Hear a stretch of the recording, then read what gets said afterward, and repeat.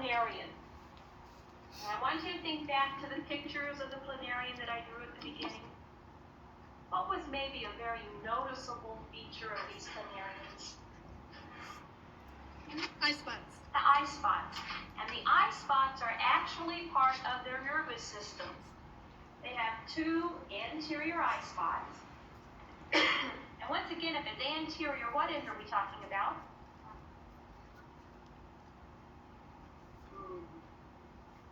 Let me give you two terms, head or tail? Head. Okay, head. We're going to be talking about the head end. Now, sometimes words can be misleading, because if you see the term eye spot, what do you normally think of? What word do you associate with eye spots? Eye. Eyes. And if you think about eyes, what do you normally think of eyes being able to do? See. Can planarians see? No. No. These, once again, are simply nothing more than structures that are photosensitive. And if something is photosensitive, it's light sensitive. In fact, you can do some really neat little things with planarians. Did I mention here that I thought I might order planarians again this year? I think maybe I will. I'm not so certain whether I'll have you go ahead and cut them up and do the regeneration experiments. But you can do some other neat things with planarians. Probably borders on planarian abuse. Planarians do not like light. So you can set up little containers and you can cover half of them with like construction paper, and they'll always seek the shaded part. And then you can also like chase them around with flashlights because they don't like the light. So I said that does kind of border a little bit on planarian abuse. And you can also train them to do some other marvelous things too, but you can actually guide them with flashlights because they do not like the light. They will turn away from the light. And once again, it's due to these photosensitive eye spots. Now, if you expect planarians to be able to see shapes, and if you expect them to be able to see forms, if you expect them to be able to tell colors, they can't do that. Now, they can do some other things, though. They do have some other receptors at the anterior end. And once again, if we're at the anterior end, which end are we at? Head end. Head end, very good. They do have receptors that are capable of taste. They have receptors that are capable of touch, receiving touch receptions, and smell. Now, as far as one of these is concerned, let's take a look at taste. Where do most people associate taste receptors, or what structure do most people? Mouth. Yeah, the mouth. And where is the planarian's mouth once again? The stomach. So don't be, I'm saying stomach. Once again, they don't have a real stomach, but it's on the ventral side in the middle. I used my stomach when I illustrated it, so that's probably going to be misleading to people. But as far as the structure is concerned, structure's down here somewhere.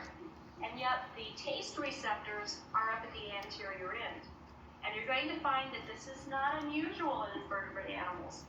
We're going to be talking about crayfish later on that have cute little antennules and longer antennae. Their taste receptors are located up here in their antennae. Or is it their antennules? In those appendages that are at the top of the anterior part of it. So I'll look that up by the time we get to crayfish. But don't always think that just because you have receptors for taste in your mouth, that other animals have taste receptors there too. It doesn't necessarily have to be so. And they do have certain things that they prefer to eat, rather than other things. So scientists have concluded that yes, they probably do have certain tastes that that these taste receptors are sensitive to.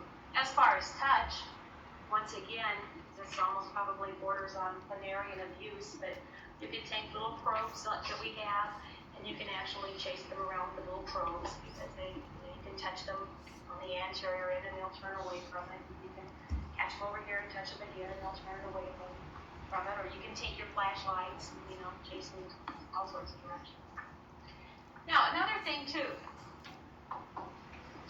we should point out, is that this is kind of a misleading question. In a way, it's kind of misleading.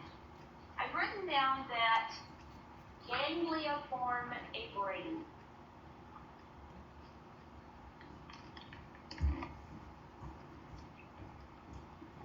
Well, what did I do to brain?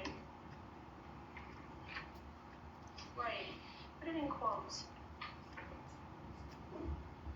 Are they going to have a brain like you have? They're going to have a brain that looks like, that's what happened to have a brain right here. Half a brain. Somebody in another class said, oh, but it's so small. But remember, this is from torso man, it's not drawn in scale. But are they going to have a brain that looks like this? What do you notice about this brain? Your powers of observation. Half a brain here.